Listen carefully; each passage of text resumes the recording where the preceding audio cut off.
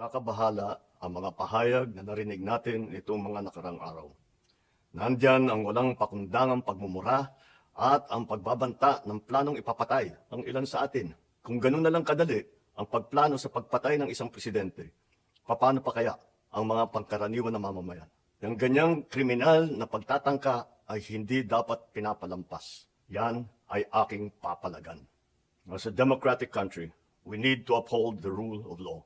Ako, bilang pinuno ng Executive Department at lahat ng mga nanunungkulan sa pamahalaan ay may sinumpaang tungkulin na tutupdin at pangangalagaan ang konstitusyon at ang ating mga batas. Kaya hindi tama ang pagpigil sa mga halal ng bayan sa paghahanap ng katotohanan. Hindi na sanang hahantong sa ganitong drama kung sasagutin lamang ang mga lehitimong katanungan sa Senado at sa House of Representatives. Ang katotohanan ay hindi dapat itokhang. Tapos na sana ang usapang ito kung tutuparin lamang ang sinumpaang panata na bilang lingkod bayan ay magsabi ng totoo at hindi hahadlangan. Imbis na diretsahang sagot, nililihis pa sa kwentong chicheria. Hangad ko na matuldukan na itong mga pangyayaring ito sa parang matiwasay at magdadala sa atin sa katotohanan. 12 taon din ako nanungkulan sa magkaparehong kamara ng Kongreso.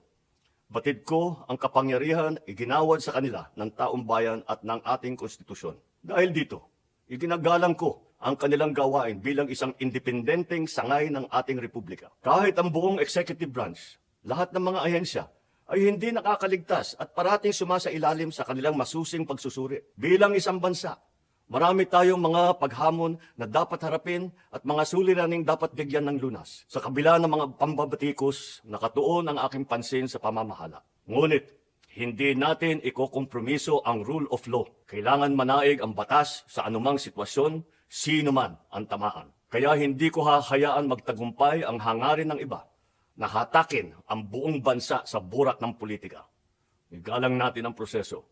Tuparin natin ang batas. Alalahanin natin ang mandato na pinagkatiwala sa atin ng milyon-milyon na Pilipino. Magtrabaho po tayo sa ikauunlad ng Republika ng Pilipinas at para matamo ang bagong Pilipinas.